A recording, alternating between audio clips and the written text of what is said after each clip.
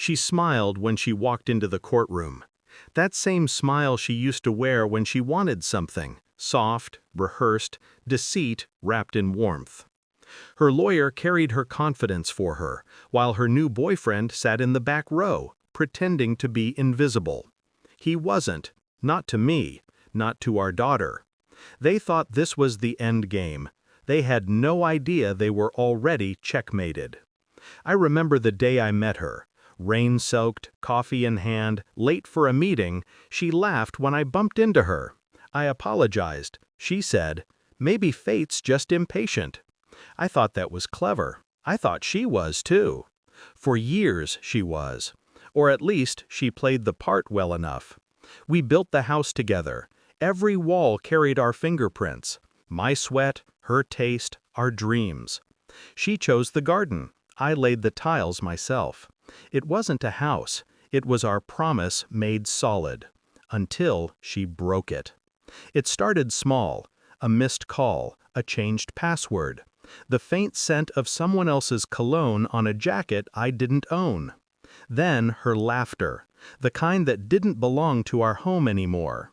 When I asked, she accused me of being paranoid. Classic deflection. But I didn't argue. I watched, listened, waited. I learned everything. The weekend conferences, the secret credit card, the late-night texts. He's asleep. She underestimated me. She thought silence meant ignorance, but I was documenting everything. Screenshots, transactions, dates, patterns.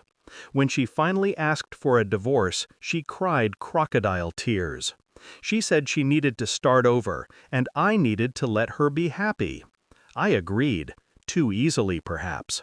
But that's the trick. Make them think they're winning. A year later she returned, not to apologize, but to claim.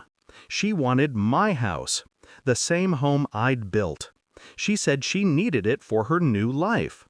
Her boyfriend wanted to own his first home, she said, as if it were some noble act.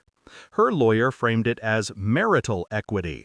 I was the unreasonable one, apparently, for not wanting to give up the place I paid for. I didn't speak much during the proceedings. I didn't need to, because justice doesn't need noise. It needs timing. There was only one wild card, our daughter, Lily, 7 years old, sharp as broken glass, but gentle when she wanted to be. She'd seen things, heard things. I never asked her to take sides. Children shouldn't be weapons.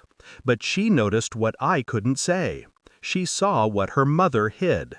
In court, when her mother's lawyer spoke about stability for the child, I nearly laughed. Stability? The woman who brought strange men home when Lily was asleep? The woman who emptied our joint account before the divorce papers were even cold? Still, I let them talk. Let them believe. Because the truth was coming, not from me, but from the only person her mother never expected to betray her, our daughter. The judge asked if Lily wanted to say anything. She nodded, nervous but certain. "Can I show you something Mummy doesn't know?" A ripple went through the room. The judge leaned forward. "You may." Lily unlocked her tablet, her small hands trembling. She pressed play. The courtroom filled with the sound of laughter, my ex-wife's laughter, and a man's voice, her boyfriend's voice.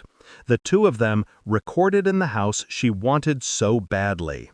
The camera angle revealed everything. Them in my bed, mocking me, talking about how once the papers go through, the house would be theirs.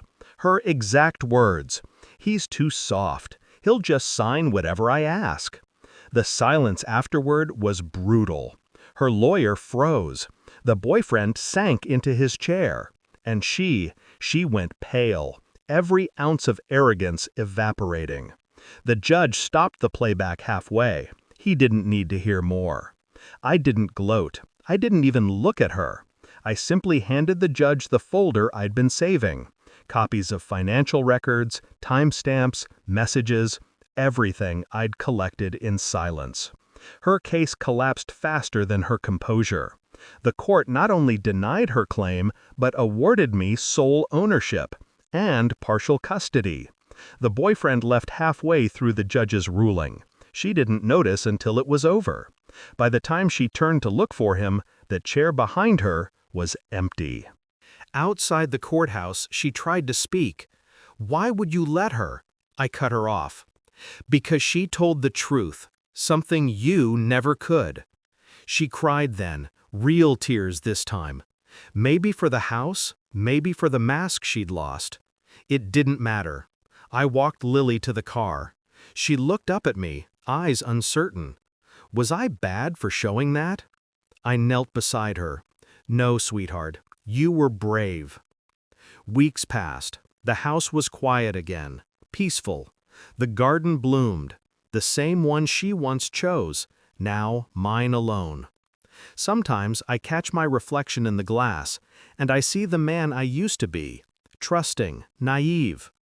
Then I remember the silence before the storm, the restraint, the patience. Revenge isn't rage, it's clarity. It's the stillness that comes when you finally stop bleeding and start rebuilding. She wanted me gone. Now I live here, free, calm, untouchable. And she's renting. Funny, isn't it? The woman who wanted her boyfriend to own his first home now can't afford one.